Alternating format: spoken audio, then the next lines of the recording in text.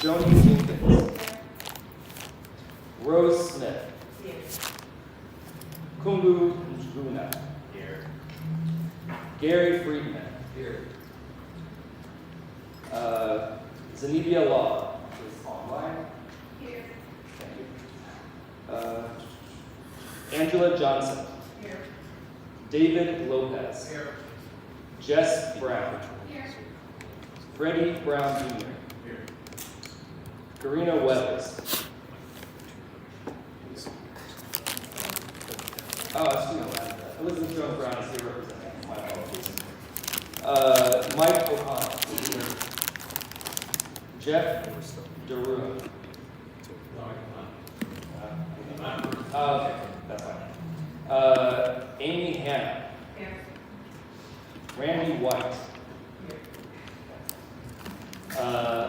McKay Chauvin. Okay, excuse me. Need to write down how to say this. Barbara Shanklin. Matt Anderson. Here.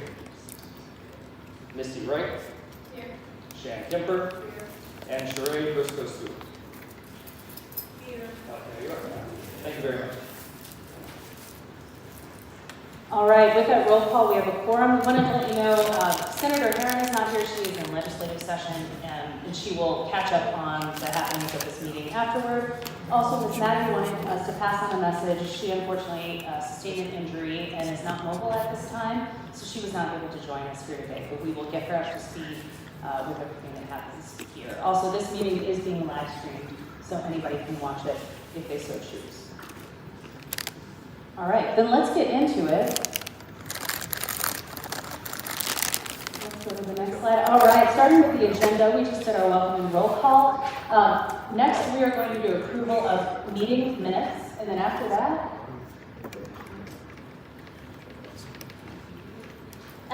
we're going to do a quick review of LMPD data that was requested by one of our commission members. After that, we will go to a report from the independent monitor, who is here with us today, Alifa. And after that, we will go to the creation of our commission subcommittees and appointment of members to those subcommittees. So all of those agenda items that I mentioned, we're hoping to accomplish that in 30 minutes or less. Then we're going into a panel and presentation on the first agenda item that this commission wanted to hear about, which is youth violence prevention. You're going to go from JCPS Police, and our Office of Violence Prevention is also here. Then there will be a break. And after that, we'll come back. We'll get our second agenda item going on mental health resources. You'll hear from the mayor's office on that. And finally, we'll go to other business and set the agenda items for our next full commission meeting. And at the end, after we adjourn, we've reserved some time for the subcommittees to meet and speak amongst yourselves to decide meeting schedules, and we can help you if you need assistance finding locations for your meetings or setting dates and times. All right.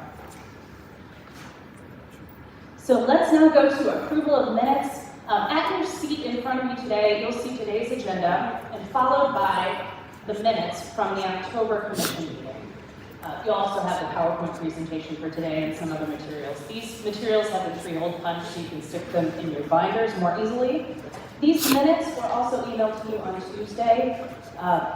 First, I want to ask, does anyone need some time to read over the meeting minutes from our prior meeting? All right, I don't see any hands in the air. Is there a motion to approve the minutes from this commission's October 14, 2025 meeting? Thank you. Is there a second?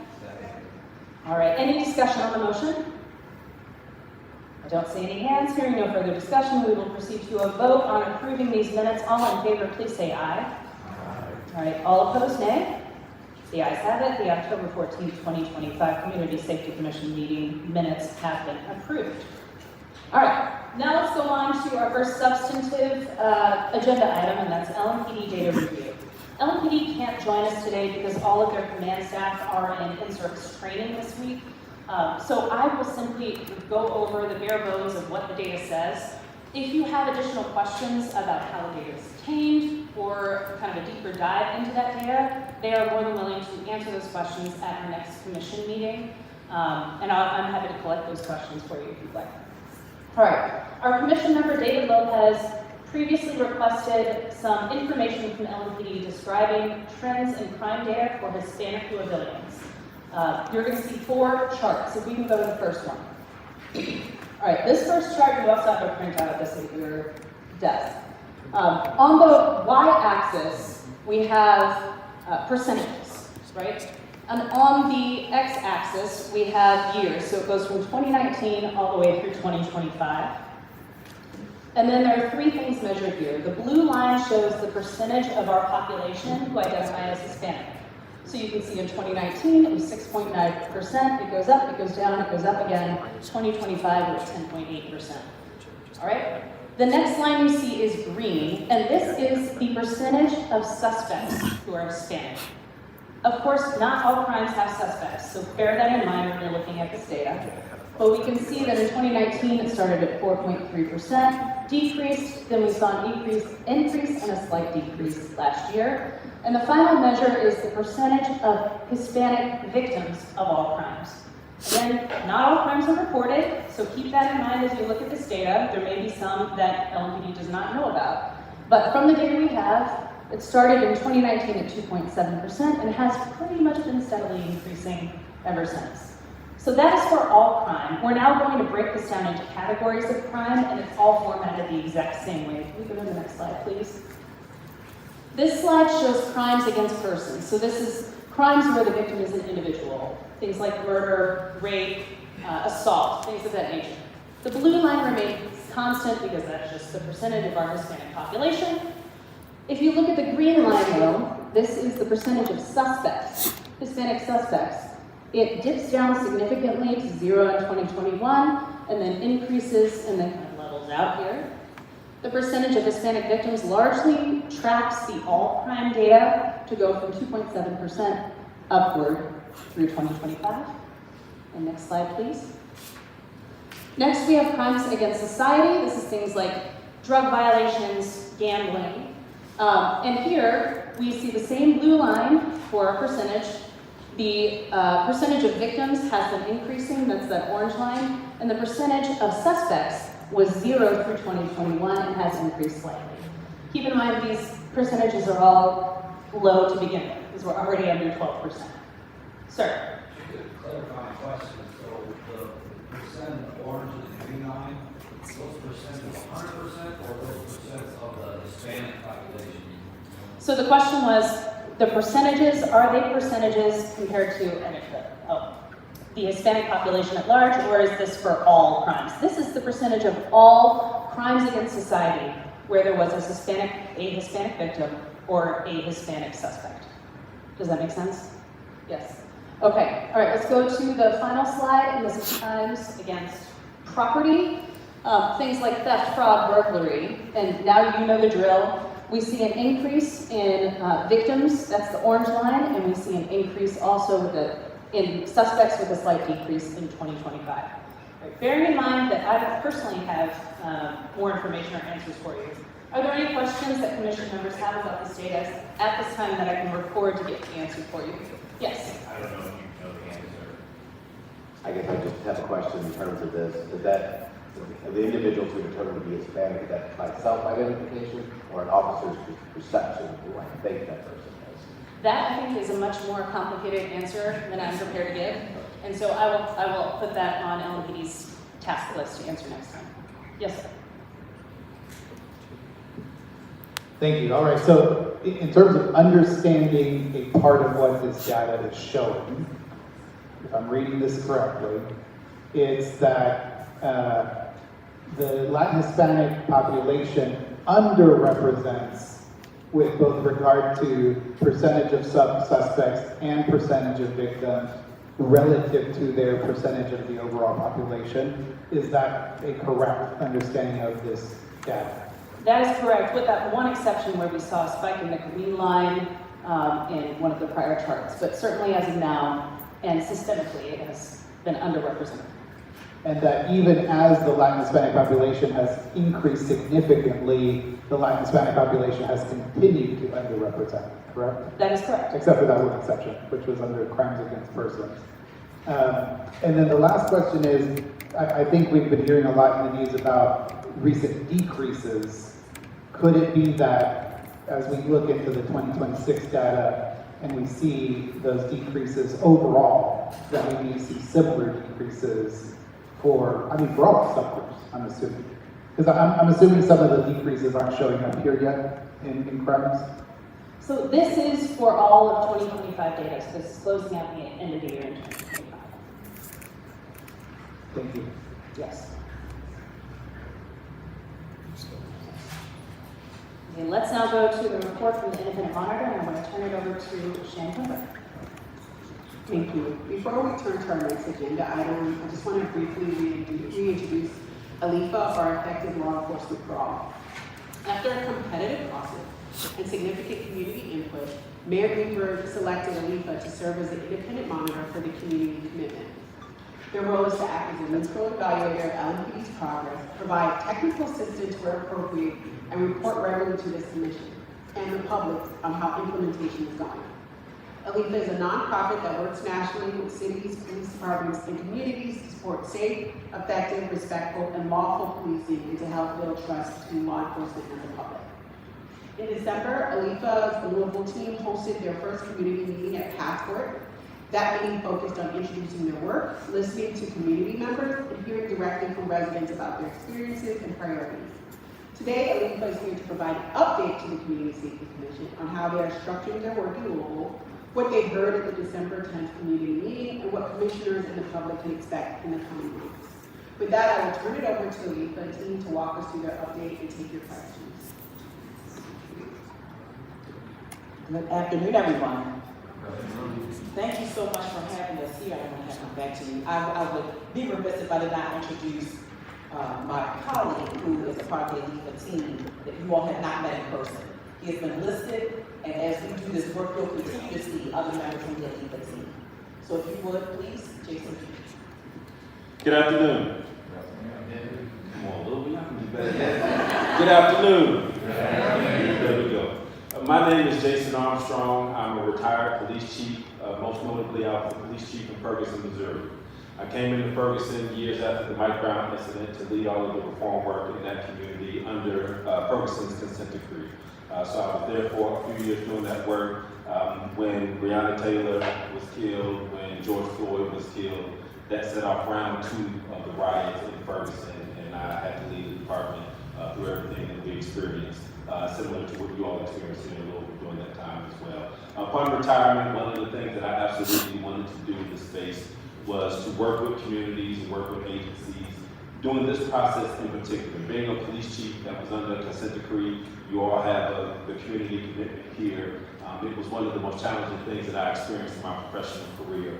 And having that knowledge and that experience of what that process is like, I wanted to lend my experiences to other agencies and other communities that have to navigate that same space. So I thank you all for welcoming us here, and I absolutely look forward to the work that we're going to do together to see the progress and the positive change in Louisville. So thank you all.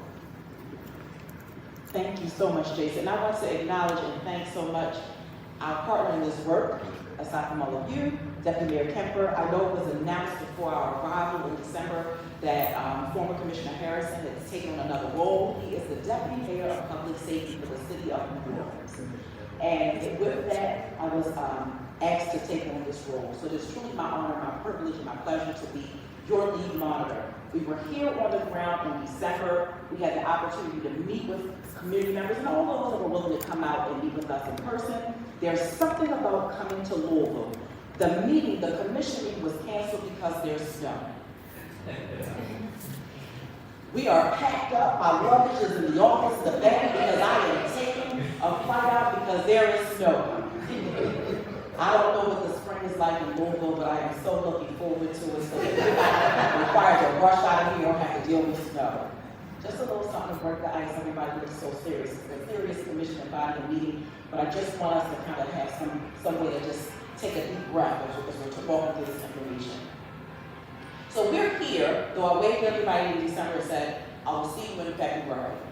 We were noticed and told that LMPD was doing their starting their annual training. And working in partnership with them, when they shared that they were doing their training, they offered the invitation for us to come and observe. That's a portion of our technical assistance reference when Deputy Mayor Kemper gave the readout. There was no way that we could not show up and provide observation and technical training is such a pivotal part of how, as an organization, as a body, a police department, as a city, you make the necessary adjustments, changes, and reforms that are needed to go through this process. So that is why we have been here all week, and we have been with them in training, and we are here today. We stepped away from the training today because it was important, the fact that we're physically in town, to not virtually log in and give you these updates. In terms of report outs, we will be better prepared for you to have something more tangible come the February meeting, but I can tell you where we are. We are in that part of the process that we're negotiating the implementation plan. We received the implementation plan in our hands. We've given comments and feedback, so that's a negotiation process. We have received some policy work, and we are in the policy work process, as in we've given the feedback. We've had an opportunity to workshop that feedback. That is when you get both parties together and you start going through, what does this mean and how does this help you? And you start to navigate language and understanding of both the responses and the content provided. Same so for the training implementation plan. We received that training implementation plan. We have provided feedback, which brought us to this point of observing. As the commitment requires, there's a collaboratory process that prepares for training.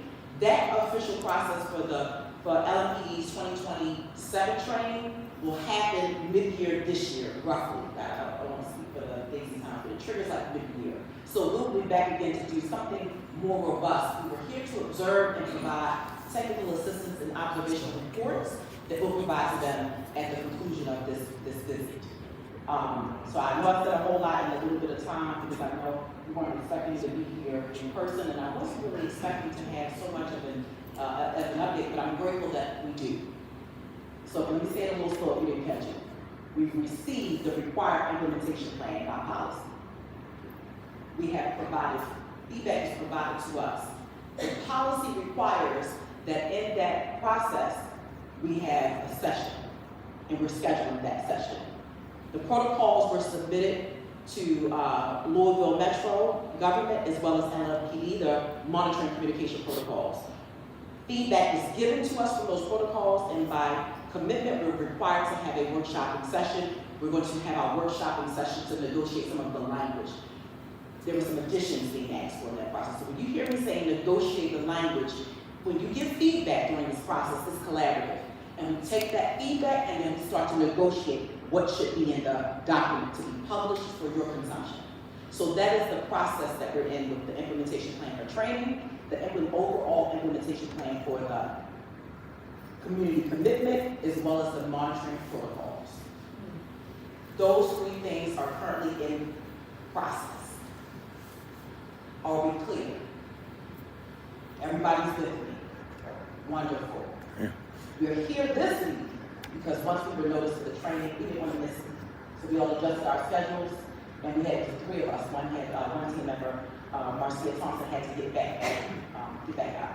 So there was three of us here for since Monday, observing their training to be able to provide that feedback. Now I'll pause, and I'll take any questions that you have for us.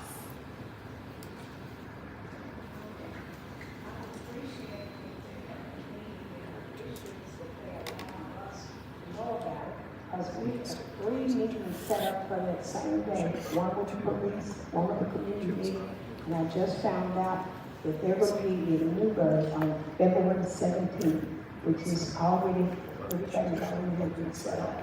So then we have to meet, we have to change the police meeting from my community meeting, because nobody contacted the Metro Council office. So thank you so much for that. Councilwoman Shanklin. Am I saying it correctly? Councilwoman Shanklin, I know that you've been speaking with one of the other deputy monitors, Brian Core. I know that you've been speaking to Mr. Core, and I want to apologize for that. We were just trying to figure out where in the week we could have the meeting. That is a date, if I'm not mistaken, you all are already having a meeting, and we were trying to just make it make sense as opposed to what works for community. So maybe the approach when we're coming back in would be to say, is this available? So there's a challenge of trying to figure out what works best. We are choosing evening meetings because the goal is to be able to meet with members of community that otherwise have daytime commitments and wouldn't be able to come. So much like now where the commission is meeting, working people aren't necessarily able to attend working hour meetings. So the goal was really to try to achieve meeting with the most available groups of people at the most available times. So what we can consider doing going forward is asking the question more broadly, is this a good date?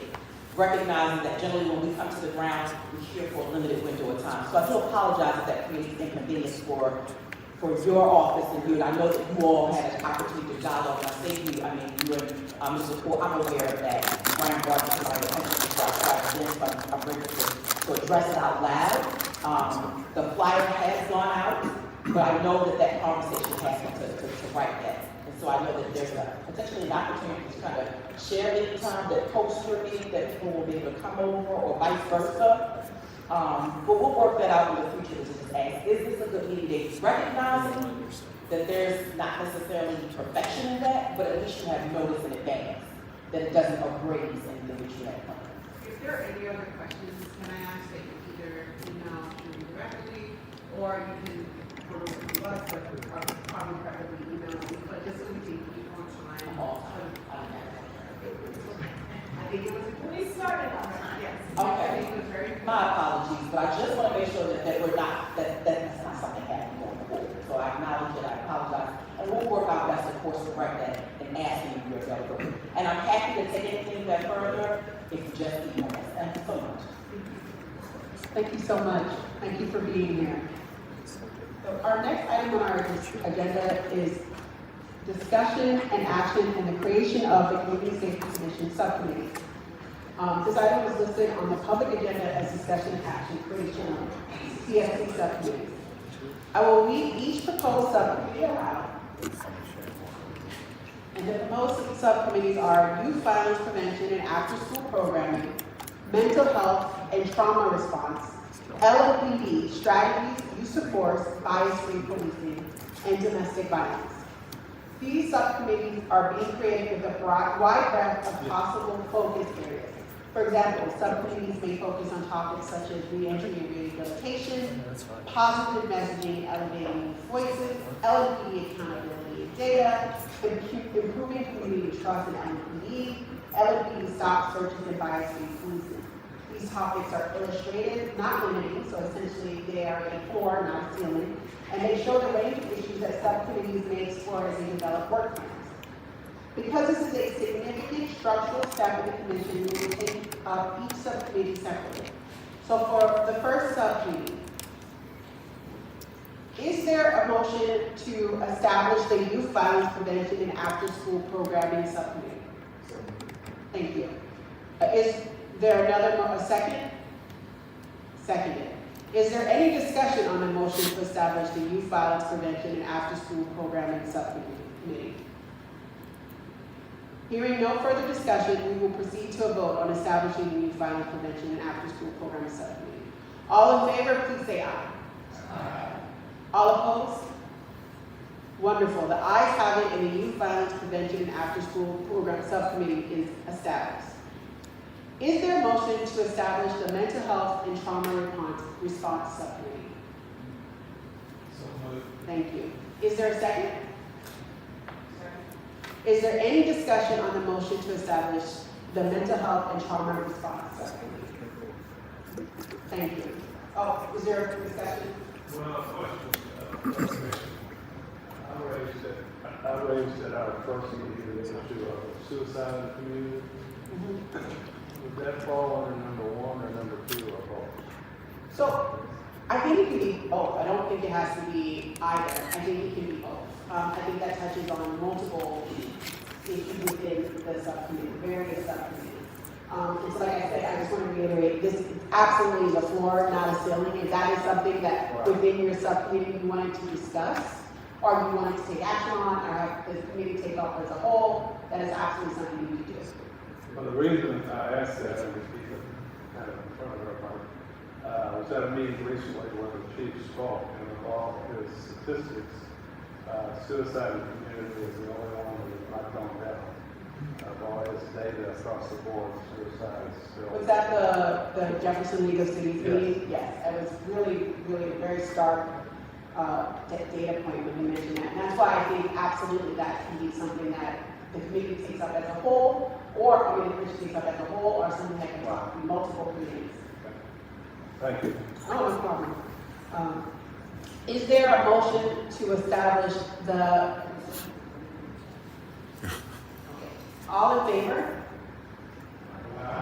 Any opposed? Hearing no notes, the Mental Health and Trauma Response Subcommittee is established. Next is the LMPD Strategies, Use of Force, and Bias-Free Policing Subcommittee. Is there a motion to establish the LMPD Strategies, Use of Force, and Bias-Free Policing Subcommittee? Second? Is there any discussion? All in favor of establishing the LMPD Strategies, Use of Force, and Bias-Free Policing Subcommittee, please say aye. Aye. Any opposed? Hearing no no's, the LMPD Strategies, Use of Force, and Bias-Free Policing Subcommittee is established. Next and final, the Domestic Violence Subcommittee. Is there a motion to establish the Domestic Violence Subcommittee? Any second? Thank you. Is there any discussion on establishing the Domestic Violence Subcommittee? All in favor of establishing the Domestic Violence Subcommittee, please say aye. All opposed? Hearing no opposition, the Domestic Violence Subcommittee is established. The Commission has now established 4 subcommittees. The next item on our agenda is the appointment of Commission members to each subcommittee. The assignments reflect the preferences that Commission members submitted. Every member has been placed in their first or second choice. I am going to pull up the slate of members for each committee, and I will read the proposed membership for each committee, and we will vote on each slate, so not every individual person, but the slate of individuals. I just want to say before we take those, one practical note, commission members are already seated with their group members today. Please use the break time and time after the meeting to connect with your group about scheduling, first meeting dates, and priority topics. I will talk a little bit more about that after we have voted on the slate of members. Metro staff will also follow up to help coordinate. For the Youth Violence Prevention and After School Programming Subcommittee, the proposed members of this committee are Barbara Shanklin, Freddie Brown, Angie Verona, Randy White, Gary Friedman, Matt Anderson, and Katora Harris. Is there a motion to appoint this slate of members? A second? Is there any discussion? We will vote. All in favor, please say aye. Aye. Any opposed? The ayes have it and the slate is adopted. Members are appointed as read. Next is our Mental Health and Trauma Response Subcommittee. For the slate of individuals are Jessica Brown, Madison Movis, Jack Will, Amy Hanna, Jorina Weathers, and Scott Hubert.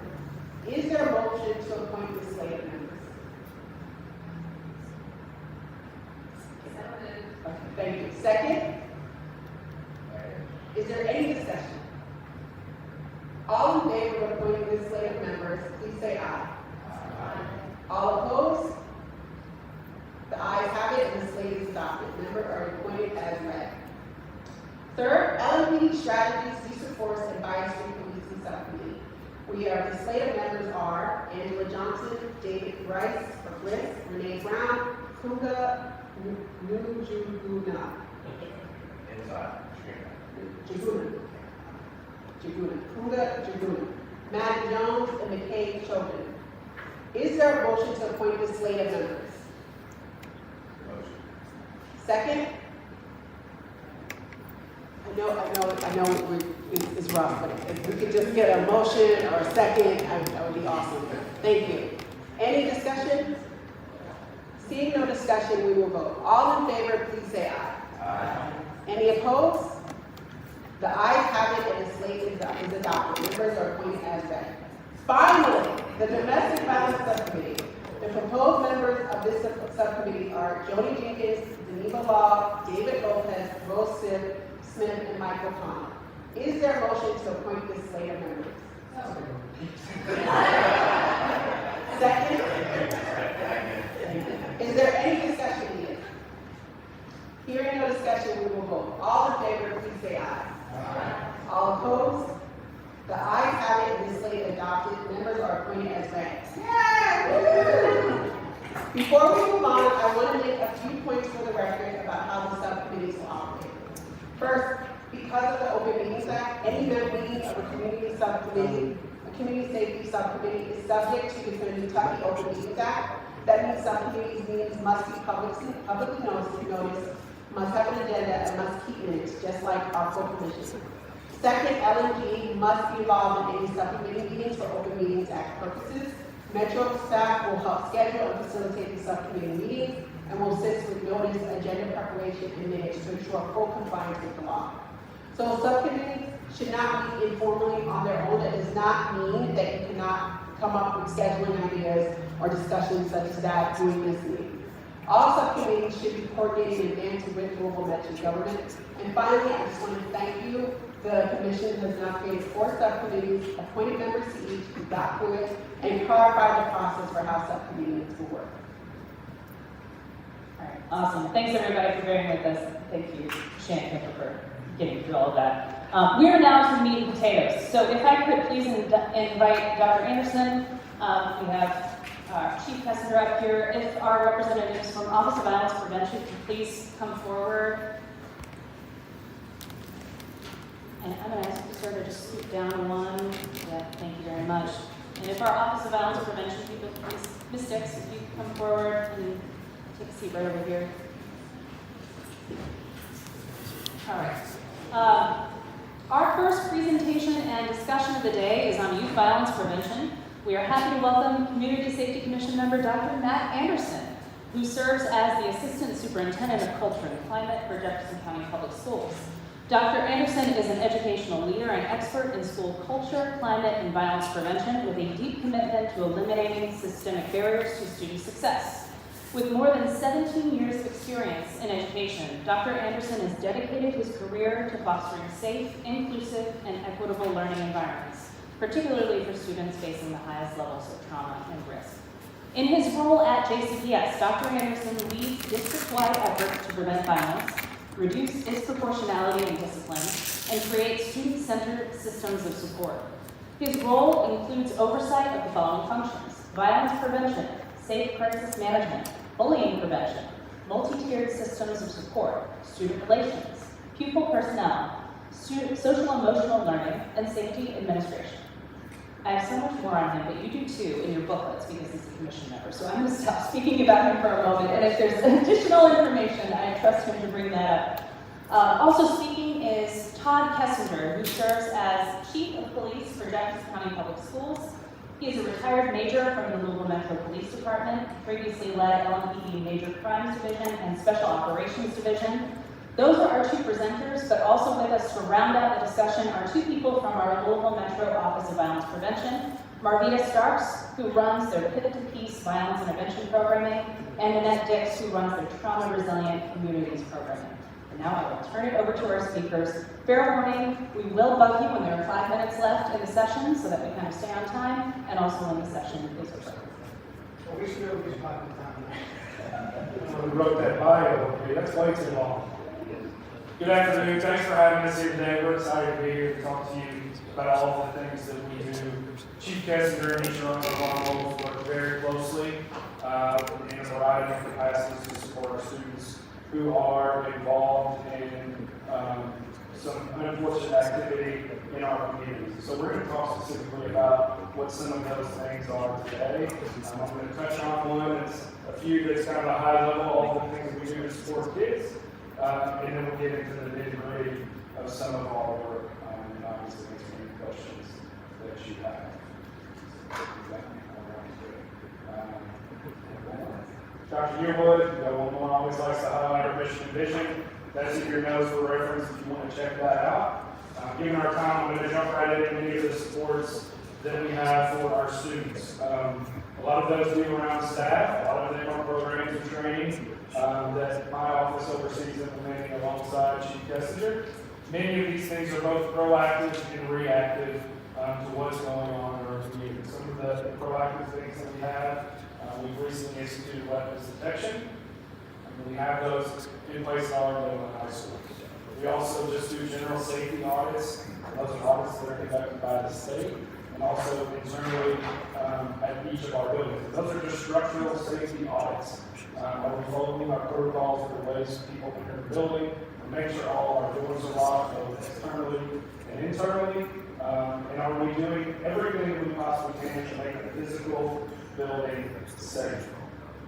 In addition to that, we offer all of our staff, every school has what's called a safe crisis management team. So when we have a situation where a student is escalated, we're experiencing some trauma and reacting to that, we have a team that is trained to work with that student to de-escalate them and get them back in the classroom where they need to be. We obviously have a violence prevention team. I'll talk a little bit about that. We also have school-based threat assessment teams. These are school-based staff that have 10 hours of training around threat management and safety planning. So anytime we have a social media threat, or get a call to our tip line or any of those things, a school-based team meets, comes together, investigates the situation, comes up with a safety plan, and then provides additional resources, supports, sometimes appropriate discipline to any of the students that are involved. Bullying prevention is a major concern for us, and so we're always working to expand our resources for that. We have a curriculum that we are putting in every one of our schools, and so we are working to implement that. Alongside that, I have a team that responds to any bullying incident that we would have in our school.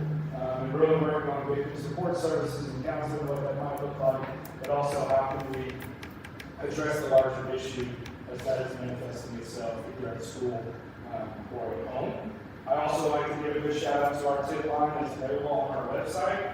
So around any safety concern, bullying concern, or any related incident, we have a tip line on our homepage that is monitored 24/7 that you can always report any of those incidents to.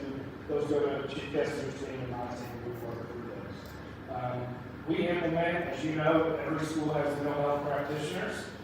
We're continuing with that. There's staffing there. We also have safety administrators that are different than our SROs.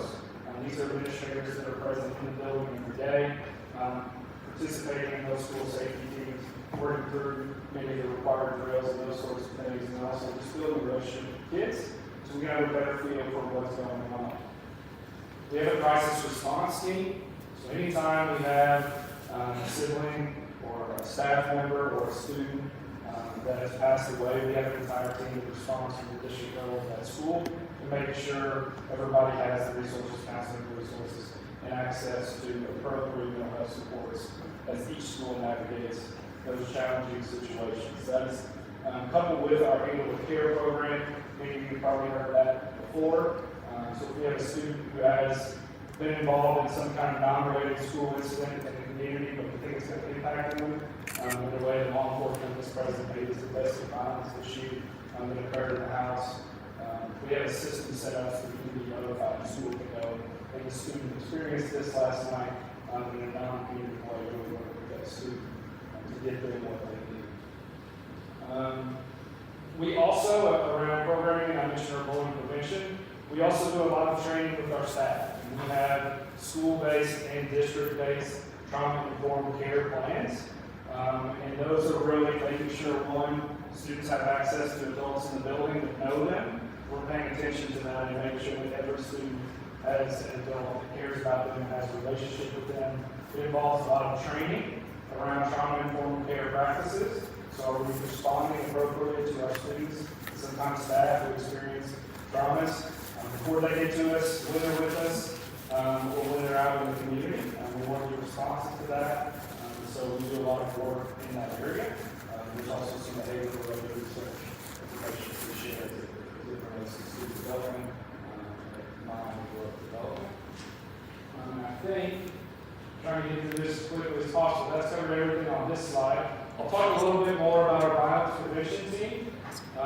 This work has been pivotal for us. And something new to us. You know, many of us signed up to be educators to teach math, to teach maybe reading and spelling, to teach math or science. But we find ourselves in a unique situation where we know it's 100% our responsibility to support all our kids. And as you've seen the growth in safety-related incidents in the community, we want to make sure we have a response to that. So we have a violence prevention team that I oversee, and what they do really is work to stay engaged with our students. They do a lot of case management. If we have a gun-involved youth in the community, we want to make sure that one, we have a safety plan for that student. We want to make sure too that they have resources they need. But also, if you've been a victim of gun violence, whether you're a first grader or a 12th grader, we want to make sure we have a team that can really work with that family primarily, and make sure they have what they need for the Office of Violence Prevention, but also to have what they need in the school.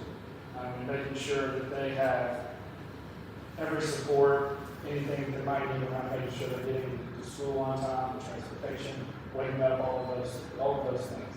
This team is not punitive. They do look at school safety plans and try to figure out some of our gun-involved youth what might be the best way we can ensure safety of others. And so they do things like home visits. They check in with students in that way. There's about 4 of these staff members. They're LCSW type people.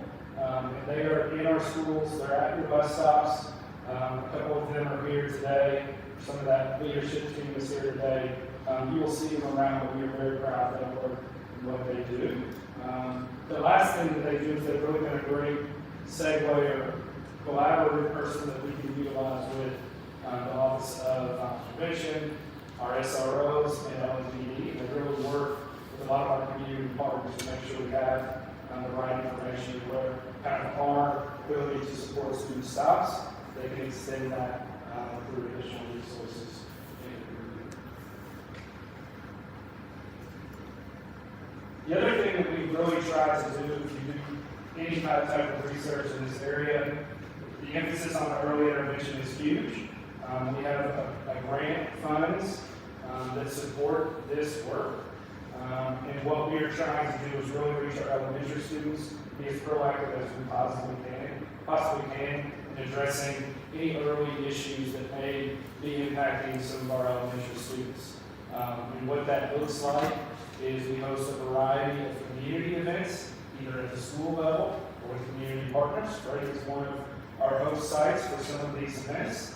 They're open to all elementary age students. What we really do is just bring them in and provide them parent level training around things like de-escalation, how to spend quality family time, when your son or daughter is manifesting this behavior, what might be some things that would lead to that, but also how some of their childhood experiences that they are seeing witnesses maybe in the home may be impacting them later in life. So alongside that training and those supports for families, we offer community resources, whether that be substance abuse or any of those other things. We also partner with Restorative Justice VOA to make sure that we have, when we've identified some of our younger students who have a need, we can connect them with a partner who can holistically address their needs, whatever those might be. Chief Kessinger. So next slide. This is kind of an overview of the JCS Police Department and some of the initiatives and programs that we've started in the last 3 years. If you pay attention, follow along with it. Partly, some of the things that we started is taking light and state law. Other things are pushed from the school board and the superintendent to increase safety in the schools. In the last 3 years, our number one mission and focus is school resource officers. The way that has normally been done in Louisville, over the years, there were times when it was contracted out. LMB would supply 26 officers, J-Town, St. Andrews, other organizations would supply officers. There was a time when they were pulled out of the schools and they had to supplement with a variation of different types of security. Plain clothes, unarmed, non-sworn people took those roles. As it sits today, we had full, sworn, certified school resource officers. It's changed a lot over the 3 years since I started here. We had a sworn police uniforms officer in every high school and middle school. The way that we do that, we broke the district down into 4 sectors. Each middle school, high school has their own SRO, and then we took the additional 90 elementary schools, and we divide those up geographically, and we add that to the responsibilities of the SROs at the school, so that each SRO has a primary location that they go to. In the morning, they assist with student intake and with the weapons detection. And then they have those other elementary schools that they have to control and visit on a daily basis. So we have every school in the district has their own coverage. I can explain the way that works. They start out with the primary assignment, and they assist with the web infections, and they assist with the most of the hospitals the students are in, and then they go and they control and support the other schools around there. So the other things that we do is our investigations division. We used to be really heavily reliant on other departments and other agencies to investigate crimes. We investigate any criminal activity that takes place on JCS property. Now, depending on the complexity or jurisdiction, sometimes there's situations where we reach out and we get a lot of assistance from LMPD, from other departments. So those are kind of joint investigations, or we'll start an investigation and we'll hand that off. But for the most part, we're really brought all that in-house our investigations and asked to do it ourselves. Just want to touch on the diversion program. We're going through the process of starting a pre-arrest diversion program, which is different from juvenile court case advising, which is post-arrest diversion program. So it's not just an additional tool that our officers will have when they go out into the schools that they can address things and kind of come up with programs and resources to address root causes instead of getting involved in the court system. So we're still doing that. We work hand in hand with Dr. Anderson's team, Climate Culture, and we're putting that together this week. Dr. Porter Devine is part of that program. Our canine unit. We started our own canine unit. We brought our own dogs in. We used to contract that out, so we could be in service or at their needs of whatever contractor that we hired for the service. We have our own dogs. They're what they call floppy-eared dogs. They've never been through bike work. They've never been through patrol work. They're very approachable. Students can pet them. We had them in Brownsville early this morning. They got a call that the students in Brown were taking SAT. So they brought the dogs in and kind of walked through it, and we got the meeting with the students.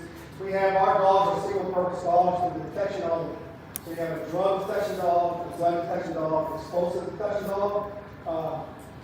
We also have a therapy dog that we went through a process and was awarded. She's a unique looking dog.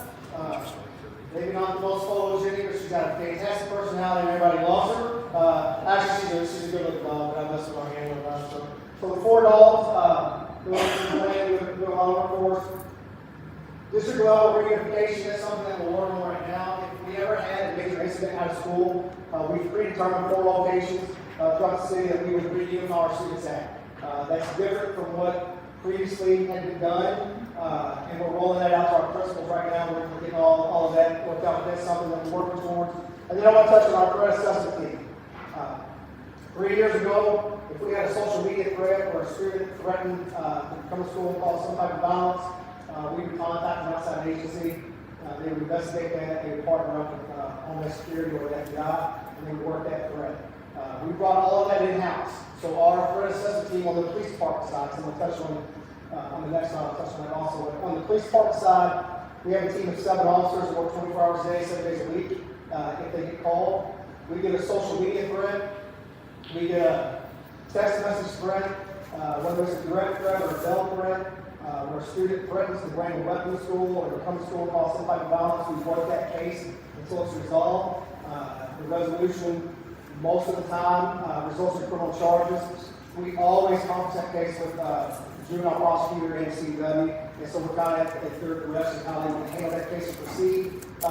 But year to date, we've had 28 incidents where a student has threatened to break into school or threatened to come to school and cause violence.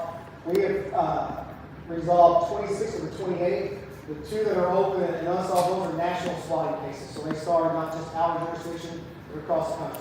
So we've been able to get the way these threats come in, a ghost social media account, an alias on social media account. We're able to work through that process, identify the student who made that threat. We physically go out and talk to that student, and then whether charges apply, we charge them if they're very serious. We place charges, or we get the notification from school and parents, so that everybody's aware of the next day. Can we go to the next slide? Our district threat assessment team with the entire district. So what that is, once we identify a student that's made a threat or has been charged or made some type of comment, we meet bi-weekly with people throughout the district, our mental health practitioners and other counselors. And we identify those students and we make sure that they have a safety plan. We make sure that we're remaining in contact with that student. We make sure that we go out and do in-home visits or we go to school. So we're constantly checking up on the students that are involved in it. So an example would be if we had a student that made a threat against the school, we investigated that case. If we resolved it and we put charges on that student may be placed in alternative school, alternative placement. We maintain communication and contact with that student throughout the year and we're constantly checking. Matt, do you have anything else to add? That's good. The last thing that I'll touch on, knowing we're probably running short on time, is the increase in the amount of community collaboration that we've had. When I started this job, we were all very much working in silos trying to address this issue.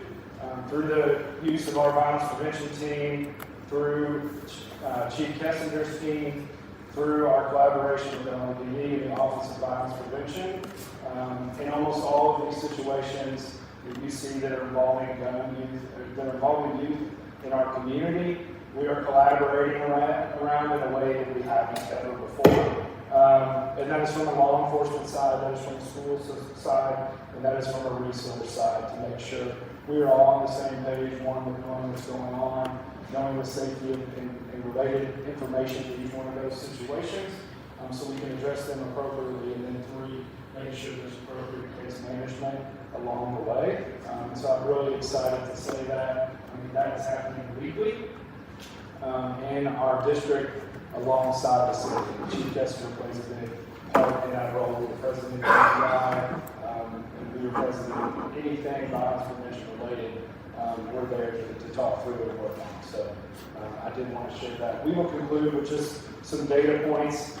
Chief Kessinger touched on some of this. I'll tell you, just to give you an idea, as of December, our current violence prevention caseload was 213 students. And those come to us in a variety of ways. And again, they range in age from kindergarten all the way through the 12th grade. And again, just working to support those kids in a way that we hadn't before. We have seen a 6% increase in staff perceptions of safety over the past 2 years. I attribute that to things like weapons detections, our SROs, and our district threat assessment teams. That's almost to 80%. On staff perceptions, and that continues to rise. We're excited about that. From 23, 24 to 24, 25, we did see a 60% reduction in guns in our community schools. We were almost at a number approaching 30 before that. Last year, we reached a number of 4. And I probably use that term wrong because when I say 4, those guns never made it into our schools last year. They were forward identified for our weapons detection or outside of the school in another way. So we feel solid. Obviously, there's always work to do in this area. So this isn't we're done, but we feel happy with the progress and only we still have a long road ahead. So with that, Chief Kessinger, if there's anything else you want to add, we'll turn it over for questions. Yes, sir. An obvious topic here in town is the budget proposals of JCPS. Are any of those proposals affecting you all? Any questions? At this point, Dr. Yearwood is heavily invested in understanding the importance of safety and being a primary need for our students and their ability to learn. Right now, the only position that's being impacted currently is our safety administrator position. That position is staying, but it is just getting a little bit smaller. Meaning we're going from having one building to doing a more 3 to 4 school support model. Other than that, at this point in time, I'll say that I don't anticipate any other changes. And one follow-up, what is your all's relationship with JCPS, our suburban police departments? When do you anticipate or identify a potential problem in a school? What's the role of that school police department versus outside? Well, we collaborate daily with LCD, so we have certain units that we talk to. One thing about our department, we've gone from, in 20, you saw the statistic, we went from 13 officers to 72 officers from 2023 to now. The majority of our officers are former retired LPD officers, and we have other officers from other agencies, and we have probably about, I think, 15 or so officers that are just starting their career with us. Early around their career. So a lot of those relationships are naturally born because we work together and we work with LMPD. I was in charge of the homicide unit for several years, we're setting up channels that will last once we leave. Once we leave and a new group of officers come in, that those communications, those meetings, with the non-fatal unit, the homicide unit, with the district level detectives, with the district officer, we get a tremendous amount of support from the uniform officers. So the uniform officers, off the top of my head, I don't recall the exact number, but I think we made about 3,000 runs to the schools last year. Those would have been runs that LMPD would have made. So those uniform officers are aware of the schools, are aware of the issues, and they still support our officers. So with daily conversations, a lot of meetings set up, and a lot of things that we use to collaborate and discuss on a regular basis. Anytime we have something we think is going to go out to the community, we reach out, and vice versa. Anytime they respond to something they think could affect the schools, they reach out and we discuss it.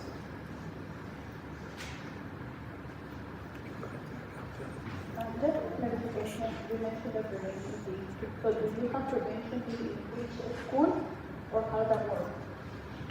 No, we don't have a prevention team at each school. We have 4 that rotate and support all schools as needed. Well, I agree. I want to give a shout out to your team, man. On the corner of 10th and Chestnut Street, first day of school, there was a shooting. 6 days later, there was another shooting involving the death of a parent. Max team, OBP, LMPD, all have been working together ever since then to ensure that the kids at that north side are safe.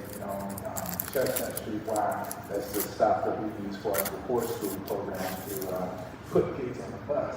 And so we watched firsthand, the kids' fears and the fears be relieved by the presence of Max team, OBP, as well as LMPD. And so we appreciate that continued presence because it means a lot. 100% appreciate that. I got to give a shout out to Dr. McCoy and Lance Aldeal in the back who lead a lot of that work for us. They staff are 100% dedicated and doing stuff way out of their job description because that's what this work is. Thank you for that.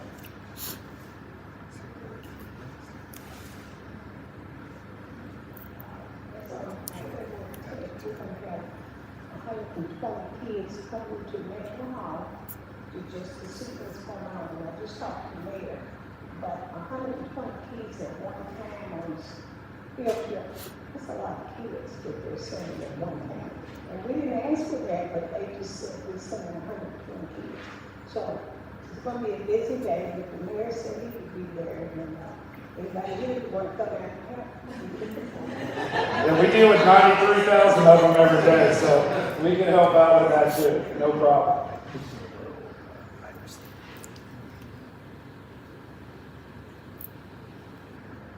All right. Thank you, guys. Thank you so much, Dr. Anderson and Chief Kessinger. We do have one more topic related to this. We have 2 people here from our Office of Violence Prevention.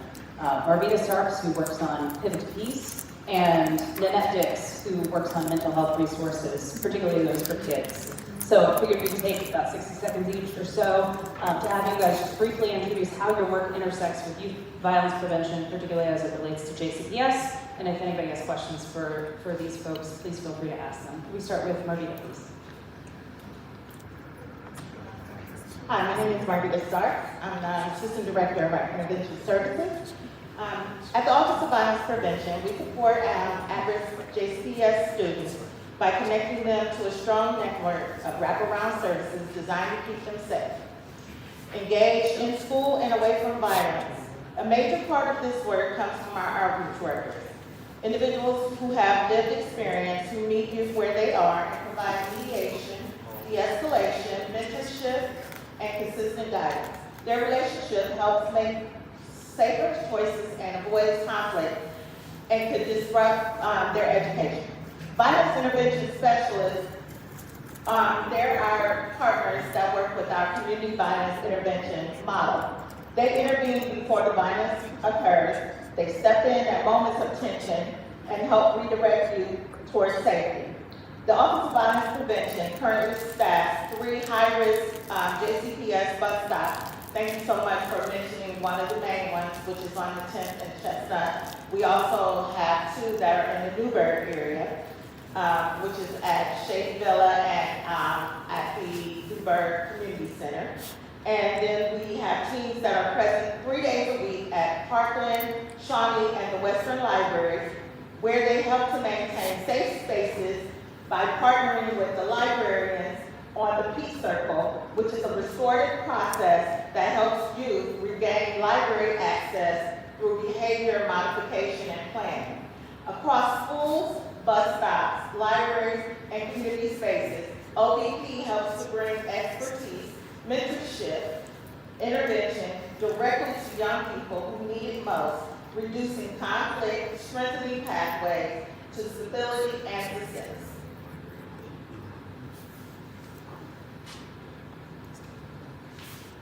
Thank you, Marguerite.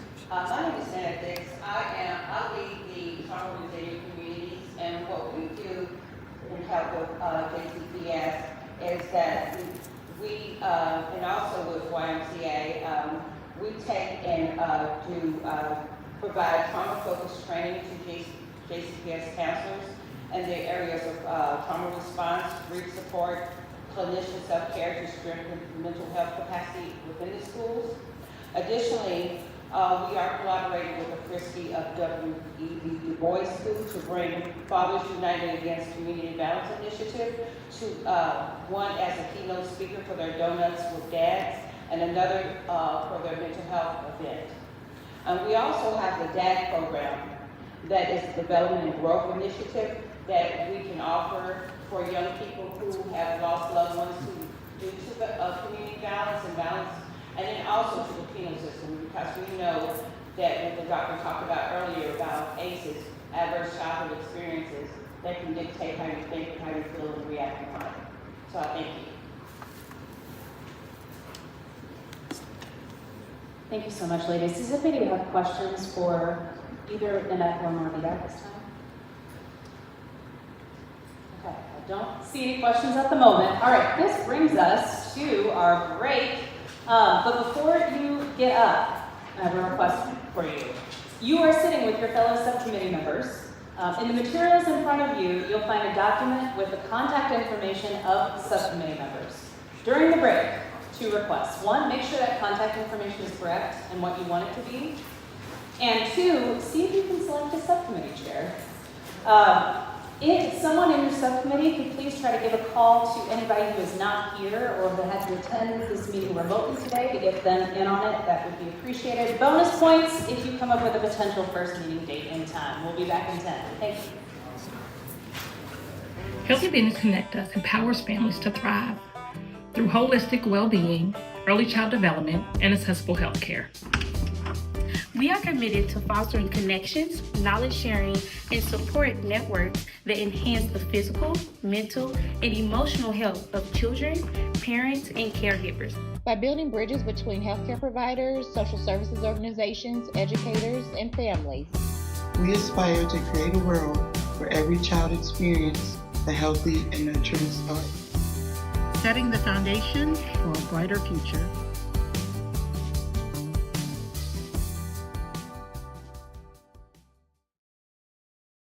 Through every note, every performance, the arts connect us. The arts connect us through joy and through awe, bridging cultures and generations. From intimate theaters to the grandest stages, the arts bring us together, reminding us that we're never truly alone. When we experience the arts, we experience each other. Kentucky Performing Arts. The arts connect us.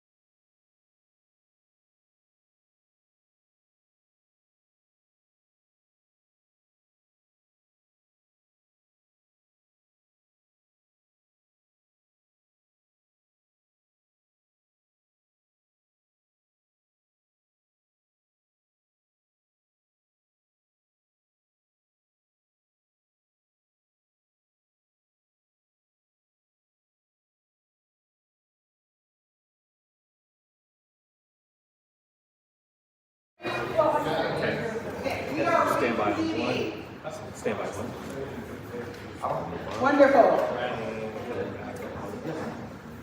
So, for our next discussion, I want to welcome Dr. Maria Liederman. Dr. Maria Liederman was recently appointed by Mayor Greenberg as the Executive Director of Behavioral Health and is leading the Mayor's Office of Behavioral Health. In that role, she's helming Louisville's behavioral health response for the city, coordinating across housing, public health, corrections, and public safety. So not a heavy lift at all. She's also working closely with the Community Safety Commission to design and implement the behavioral and mental health initiatives required by the community commitment, including crisis response and alternatives to incarceration for people experiencing behavioral health crises. Dr. Liederman is also helming a mental health council, which she will speak to today as required by the community commitment. Her background and experience in behavioral health and justice systems are extensive, and I will let her tell you more about herself. Dr. Liederman, thank you so much for being here and for partnering with the Community Safety Commission on this work.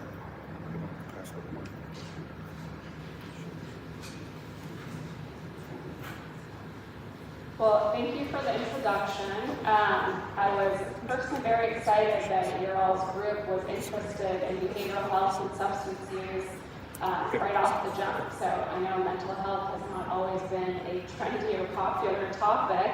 So I keep joking that the time really is now for me in my career that everybody's interested in mental health all of a sudden. So I'm really excited that you guys are equally interested in that and that we're going to be able to work together on this.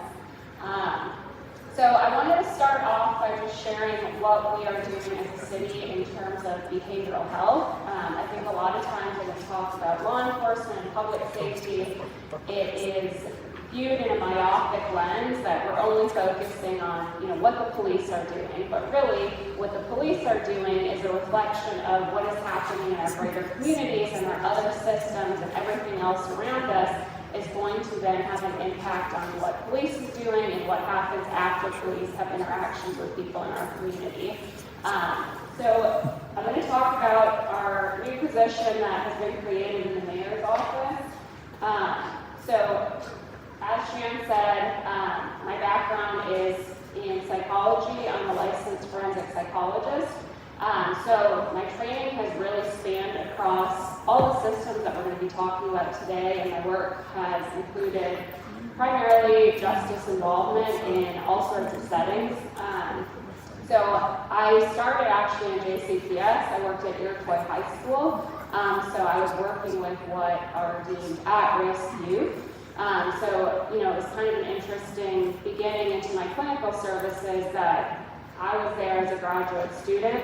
I was with what we have identified as our highest need population, and yet I'm looking around and the services and support that's available in our school system was fairly minimal. And the students that I was then working with, they were unfortunately on a trajectory into the justice system. As my work has continued, I have worked in the state hospital system, working with forensic populations, so individuals with severe mental illness, and then primarily moved into the justice system, working in state and federal prisons, doing both treatment and assessment. So prior to taking my new role in the mayor's office, I was brought into our local jail across the street. Back around 3.5 years ago, so the jail was having a lot of issues at the time, specifically related to issues with mental health. There was a number of suicide deaths and overdoses happening, and there was a huge sweep for jail reform and correction reform in our community. So I was brought in with our director at that time, with the emphasis really being to focus on how do we improve care in our justice system. And really having somebody with the background in psychology to help oversee and steer our jail efforts and services, and also working with our officers. In September, I began a new role here in the city, working with the mayor. And so the idea behind this role was that it was going to really target behavioral health strategically on the front end. So a lot of the work that I was doing in the jail, we were catching these issues on the back end. So people that end up in the justice system, Clearly, there has been an issue in our community and all these other systems. And so the goal with this new position is to really strategically focus with behavioral health in all parts of our city, all parts of government, so that we can make a better effort to prevent things on the front end rather than dealing with them on the back end. And so, when we think about mental health and behavioral health, oftentimes it's this add-on, something we think about after the fact. But yet, it's something that has a direct impact in all of our systems and everything that we do. So when we talk about economic development, when we talk about jobs, when we talk about reentry, when we talk about police interactions, all of this has behavioral health components. And so the city is really wanting to think about this in a more strategic way and make sure that we are integrating behavioral health in a more effective way. So part of what we are going to go over today, I wanted to share obviously what the role is and what I will be doing in my office. So like I mentioned, the priority is centralizing everything that we're doing with behavioral health, shifting from this add-on mentality, and really focusing on aligning all of our systems that work together and making sure that those systems are all connected and working together. So I wanted to share what the main priorities are out of this office. Again, I think it's important for us to know where behavioral health connects. As we talk about the police response and community commitment, there is a direct link to all the priorities coming out of this office. So first, as Deputy Mayor Kimball mentioned, obviously the public safety commitment, so working specifically on the section that is required for this. There's also a huge priority that the mayor has placed on housing. So obviously our law enforcement officers have a lot of involvement with our homeless community, and there is a significant intersection with that population and our law enforcement. So we're going to be focusing a lot on addressing homelessness, specifically using permanent supportive housing as our model. And by 2027, the goal is to have 250 people that are chronically homeless into permanent supportive housing units. We're also going to be working on expanding reentry, so economic development for people to have greater opportunities once they come back into the community, focusing on early intervention. So when we think about students, we've heard about all the work happening at JCPS. That is an integral part of thinking about how we impact people in the community if we start addressing behaviors and family units at that early space in the education system. And then lastly, I'll be working on creating a behavioral health strategic plan. And so we're going to have something that is actually driving our city, giving us a roadmap and framework of how behavioral health is going to intersect in all of these spaces. So something that I like to share, just when we talk about this concept of behavioral health and how it intersects in all these spaces, there's a sequential intercept model. So it's kind of this fancy term that I think is a very logical way for us to think about a framework of people that have significant mental illness, that have interactions with the legal system, and all of the spaces in which this can happen. And so ideally, when you have a community that operates optimally, each of these spaces, each of these intercepts, as it's called, are functioning to their best ability. So intercept 0 is our community. And so ideally, when you have the best services in the community, this is prior to anyone having any contact with law enforcement, having any type of justice involvement, the idea is that there would be strong behavioral health and substance use services that are available. So this would be like your community mental health providers, treatment centers, any space where behavioral health and substance use needs can be addressed without any legal involvement. And then you get into the next intercept, and that would be when there is some type of involvement. So that is, when somebody calls 911, or now we have a deflection unit. So how those systems are operating. And then you move into more of the legal system, so that's court proceedings, initially when people are involved with the detention process.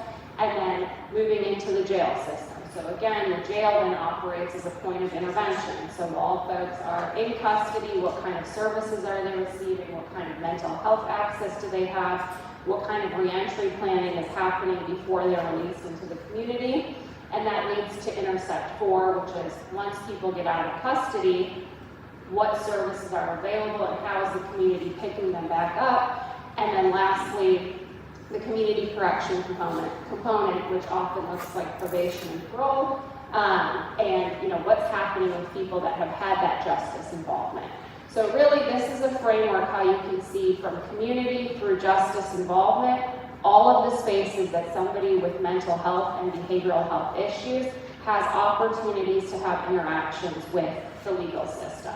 And so, it is unfortunate that the way that society communities have evolved, that mental health, unfortunately, is intersected by the justice system.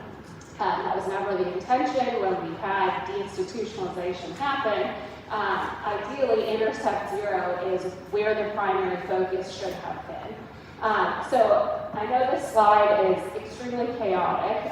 When I sent the slides, Jordan emailed saying, hey, do you know that your stuff doesn't fit? And yes, I do know it doesn't fit.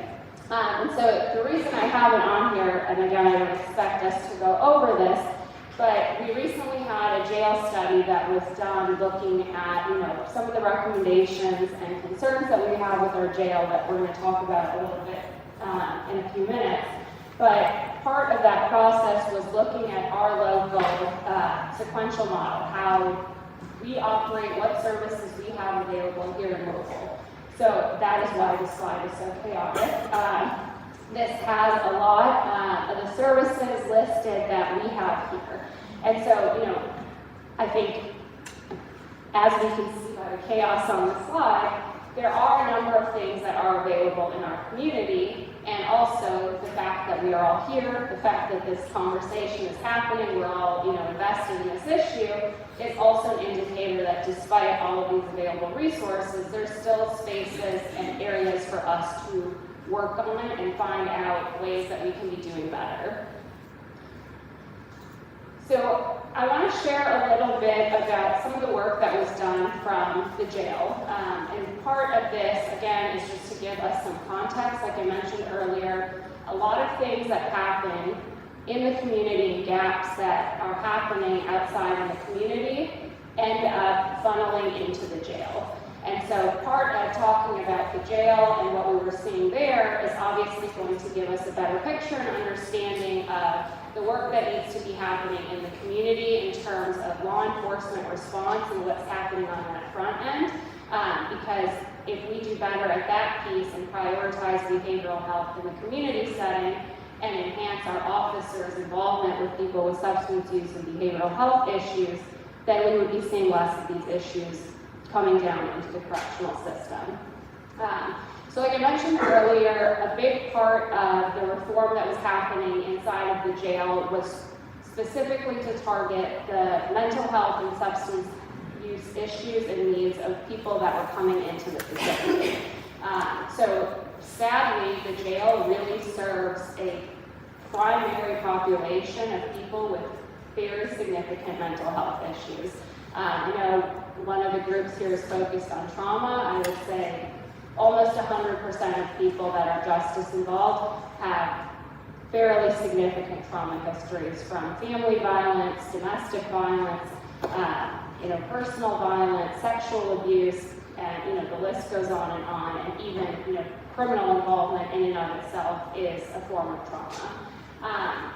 So a lot of the services that were focused and prioritized in the jail were to increase assessment and treatment in the jail, increasing the programming that we were doing there. We started a medication-assisted treatment program, and part of that was also working to make sure we're linking people to substance use treatment in the community. We worked to create a jail-based competency restoration program. So I know there's a few folks in here that work in the court system, the prosecutor's office. So there was a huge backlog. We had a significant amount of people that could not even go to court. They were that mentally ill that they were not even competent to proceed with their trials, but yet we couldn't do anything with them because there weren't hospital beds available. So we developed a jail-based competency restoration program to help address the mental health needs immediately on the front end. We also worked to create a post-arrest diversion program in partnership with Wellspring. And so the idea of that was, we have identified people that have significant mental health needs. They should not be in a jail. They need to be in crisis stabilization units and receiving mental health services. So getting them out of the jail and working with the courts to get them out. So these are a few examples of things that were done inside of the jail. But again, the key issue, the key trends that we are seeing is people have serious mental illness. They have substance use issues. They don't have basic, things that we all need, such as IDs or insurance or access to medication when they're out in the community. And so the jail was working to really enhance and connect people with these missing services. So when we, kind of think about everything that was going on in the jail, there's still obviously been a lot of concerns and focus on the population and the system in which people with these significant needs were coming. So recently, 2025, there was an independent study that was commissioned by Louisville Metro Council, and really what this study was looking at was what are the conditions at the jail, what kind of services are being provided, as well as what's happening in the community related to those services, what are population trends that we're seeing, and how is our population being driven. And so some of the key takeaways that came out of this study was related to what's happening in court and how long and what that process is looking like related to people in custody. Looking at some of our practices related to cite and arrest. So again, that's going to be something that's particularly relevant to this group. How are officers interacting with people coming into custody once they're booked? If they're getting released fairly quickly, should those be people that are going into custody? So that was a space for us to start looking at. Also the utilization of specialty courts. So that's referring to things like mental health court, we have VA court, we have drug specialty courts. So there's special services that are available that again, we could be diverting people so that they're not coming into the jail setting. And then also a big focus, again, going back to that first Intercept and Intercept Zero in the community, before any type of justice and law enforcement involvement, what are our options in the community? What are our other alternatives that could be existing? And basically, when we think about when officers have interactions with people that have serious behavioral health needs, if they don't have an alternative in our community, we're not really setting them up for success. They unfortunately then only have one limited option, which is going to jail, or in some cases, bringing in an individual to the hospital. But if that person does not have the criteria to remain in the hospital, they go back out into the community. And so when we think about the police and our commitment that we're talking about here in this space, there's also a huge intersection that we need to be considering around what services and what's happening inside our community to help support law enforcement in order to make them be effective and be able to work with people that have behavioral health needs. So getting into the specific section related to the community commitment that you guys will be looking at, particularly the monitors and working closely with you all, is section 10. So again, when this was developed, clearly there's people in the room that understood law enforcement is very much involved with the interaction and response with people with behavioral health, intellectual disabilities, and substance use issues. So therefore, we need to really prioritize, and going back to that point, that mental health can't just be an add-on for law enforcement. This needs to really be something that we are integrating into how they police. So I wanted to kind of go over this piece with you all. I'm sure as members of this, you guys have read everything front to back and know all of your sections. But just kind of wanted to go over this piece and share what the expectations are. And again, working with the police department, they're very excited. A lot of times people talk about behavioral health and these issues, but there's never really someone in place that can provide support. So when I got into my role, the police department was very excited immediately. They're like, great, you can help with this. And I was like, absolutely, I cannot wait. Okay. So the behavioral health piece of this basically sets up a committee, so it's an oversight council, and part of that council is then going to include a CIT advisory committee and also an incident review subcommittee. And so what this council is going to be doing is essentially trying to oversee issues related to how people interact with individuals that have behavioral health needs, also partnering with the deflection unit and seeing how MetroSafe is responding to calls, when deflection is utilized, what are trends and patterns of use of force issues that we're seeing. So there's going to be reviewing of the body cam footage, looking at what type of 911 calls or 311 calls are happening. And ultimately this council is then going to be providing recommendations, all focused on the behavioral health components of how those interactions happen with people in the community. And then the other piece of it is really focused on training elements and how we are equipping officers to interact and respond to people in behavioral health crisis. So kind of went over this, I laid out, you guys have this in your slide, but it outlines specifically who the members are, the chair members, who's required to be on this.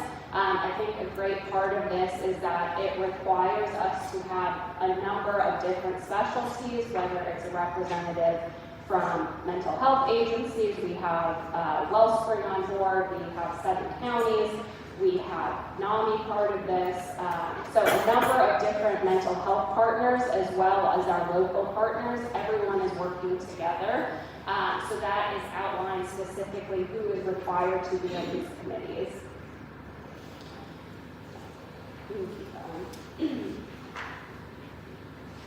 So the last piece of all of this, again, is that the culmination of Section 10 is really a reflection of everything that we are doing. And in order to make sure that our police department and officers are successful, this has to work in tandem with everything else that is available and happening in our community. So I'll leave a couple minutes here for folks that have questions. But at the end of this, I know all of the subcommittees that you guys have developed in some form or fashion touch on behavioral health needs at different points of the system. So I'm available to you all as a resource. Anything that you all need help with, please let me know. I'll be working closely with this team, police department, obviously working out of the mayor's office. So please use me as a resource, any way that I can support or help you all in your work. That's my goal, and that's what my role will be here with you all. So I will give you all opportunity for folks that have questions.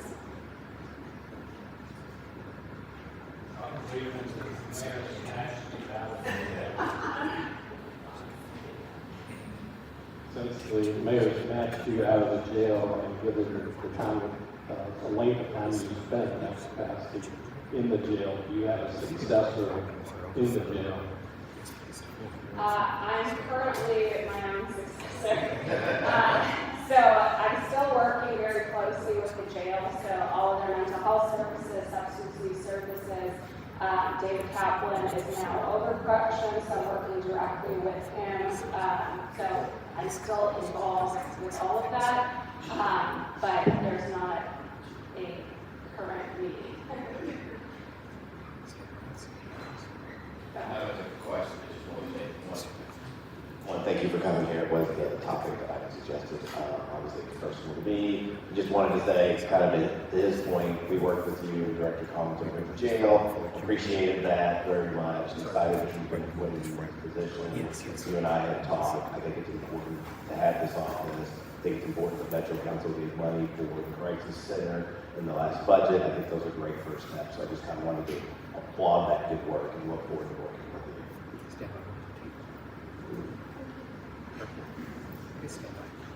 Hi, so we are now the new Mental Health and Trauma Response Subcommittee. So it's rhetorical for now, but we would like to talk to you further about how we can help.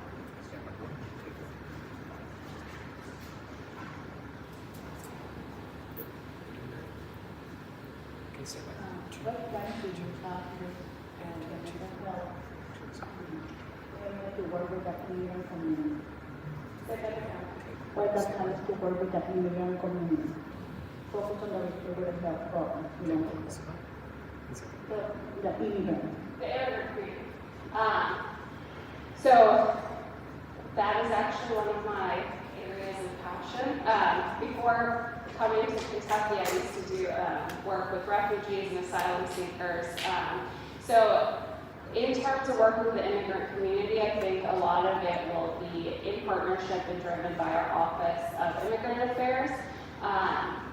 So I think a lot of the concerns that we're having is obviously the collective trauma that the immigrant community is having. So finding ways of increasing access to services. I think a lot of it too will be learning from our community around ways that they need additional support. I think also working with the police departments and being clear around what their role is, especially in a challenging political climate, and making sure that, you know, our immigrant community knows what the police role is and what they do versus other, you know, government people. But yes, right now I think mainly it will be partnership with the Office of Immigrant Affairs and working to support them anyway. But clearly behavioral health and mental health is a huge issue that is impacting the immigrant community. And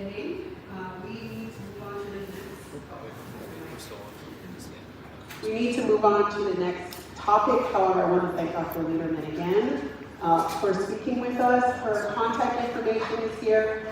We are also happy to facilitate if you have any additional follow-up, and we will definitely be working with her more. Great, thank you, Shan. Could you go to the next slide? Now that it's informative. We're now on to other business. Now, before we talk about agenda items, I have two questions for you. The first one is, obviously we got delayed with our December meeting, so we have a weird situation where our next meeting is in 3 weeks. If we wanted to do the next meeting in between now and our April meeting, it would be during the week of March 2nd at some point. I want to open it up to commission members and ask whether you prefer keep the February meeting date or move it so that it falls more in between today and the April meeting. Anybody have thoughts on that? I see Ms. Verona says move it. Okay, anybody else? Dr. Anderson says move it. Okay, so I'll just pose this for a quick vote. Oh, I'm sorry. Yes, Councilman.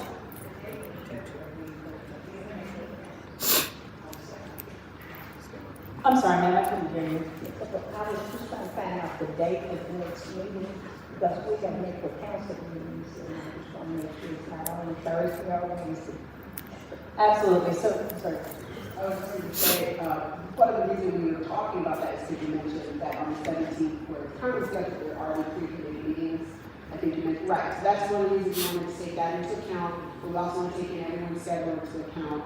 And the fact that we had to move the December meeting, just to put it a little bit more, so there's more time between, and hopefully Alifa, I think, will have had more time to do things too, so they can have more of an update.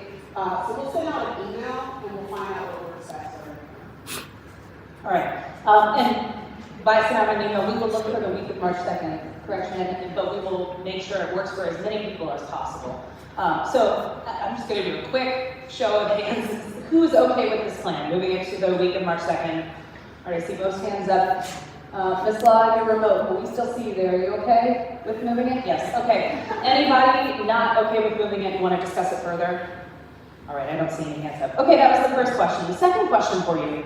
We set 2 agenda items for discussion today. Obviously, we moved kind of quickly through those items. So I'd like to know whether you want to, for our next meeting, focus on one agenda item and dig more into that, or whether you think it's better to cover 2 agenda items as we're going to follow up as necessary. Do any commission members have opinions on that? Sir? I'd rather do one and have more time for discussion. Okay, I see Ms. Jenkins nodding as well. Any other thoughts on that? I respect that. I like the 2 because I think the real work is going to be done in subcommittees, and so the opportunity to understand more what's going on throughout the community, to be able to infuse in the subcommittees, gives you a chance to listen to 2 versus 1. Understood. Any other thoughts? That would be depending on the discussion, because maybe sometimes we want only one, depending on what would be that discussion, and, we don't maybe want to include that, and sometimes we want to, do it one, that would be depend. Understood. Okay, then how about we do it this way? I have the list of discussion topics from the last meeting that people brought up. To remind everybody, Senator Herron mentioned talking about legislative policies around gun safety and storage requirements. Mr. Brown, Renee Brown, brought up LMPD's policing efforts and how they work with other law enforcement agencies. Mr. Huber brought up interventions and resources for parents. Mr. Will brought up the subject of suicide. After that, Ms. Jenkins submitted via email a topic. She said it would be useful to hear how the different entities interact or don't interact with each other in the context of police reform. So specifically, what role does the Inspector General play, the Independent Monitor, the Civilian Review and Accountability Board, and Community Safety Commission, how those lanes intersect. She also mentioned that it would be helpful to have an outline of the state laws that pertain to LMPD, Police Officer Bill of Rights, process for certification and decertification, and state training program. Ms. Jenkins, I think we can accomplish that the same way that we addressed Mr. Lopez's question about Hispanic crime trends. Does that work for you? Okay. Those were the topics that we had from the last meeting and via email submission. Are there any other topics that commission members want prioritized sooner rather than later? Mr. Will. It's not another topic, but a question. What agenda item or items should we be reviewing relative to our core purpose of our own local consent decree and the mayor's plan, as compared to deviating off of other topics that may or may not be directly related to that? So I think with respect to the community commitment, you're still waiting to hear out on a lot of the substance from the Independent Monitor. Once you hear that, you will be able to determine what you want to speak more about on that. I think all of the topics that I just mentioned touch on community safety and will touch on the Mayor's Safe Louisville plan. So I think all of those are fair game, but you're right, we do need to make sure that we tether it to what is the city doing on all of these objectives. Anyone else have a topic that they want more than some of the topics that I just listed? All right. How about we vote on the first topic to be covered, and then we can determine whether you want an additional topic with that, or you want to just focus on one. So again, the topics are legislative policies around guns, LMPD's policing efforts and how they work with other law enforcement, parents, suicide, and how the entities interact in police reform efforts. So that's 5 to choose from. I'll read them out again. If you could raise your hand for your number one choice, and please raise it high. My glasses aren't that great. And I'll make sure that I get an okay tally. All right, so the first one was legislative policies around guns. For whom is that number one? Ooh.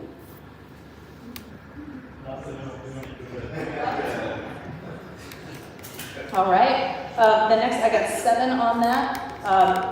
LMPD policing efforts and how they work with other law enforcement.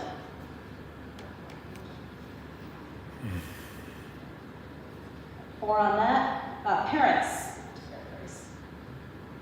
All right, suicide.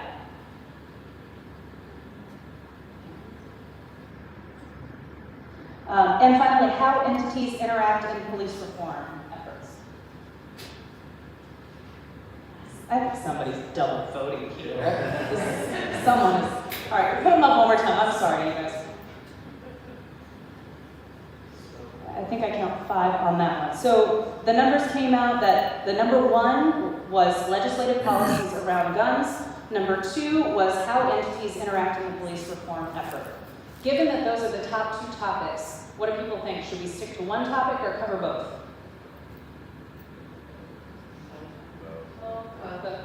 All right, a lot of people are going to let's do it. Let's do both. All right. I will just put this to a very quick motion and vote. Do I have a motion from a commission member to adopt the agenda items of legislative policies around guns and how entities interact in police reform? And a second? Any further discussion? All right, let's vote. All in favor say aye. Aye. And all opposed say nay, please. All right, enough. That's great. So now we have our next agenda items. Again, the meeting date is going to change from February 17th to Sunday during the week of March 2nd. We will follow up with you and make sure that that gets done. This concludes our meeting. The meeting is adjourned. The room is open if subcommittees want to discuss further. Shannon and I will walk around and look at the sheets that you've got so far so we know who to communicate with to help you arrange if there's a space that you need or any other logistics that you need for your subcommittee meetings.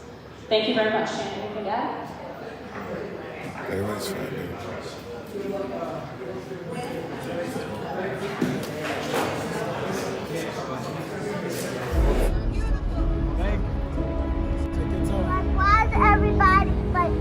Hey y'all, I'm Attica Scott, former Kentucky State Representative, and you're joining me today on State Watch Nights.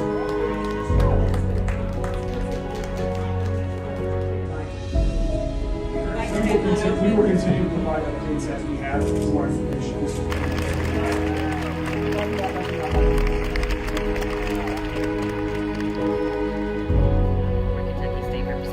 And you're joining me today on State Watch Nights.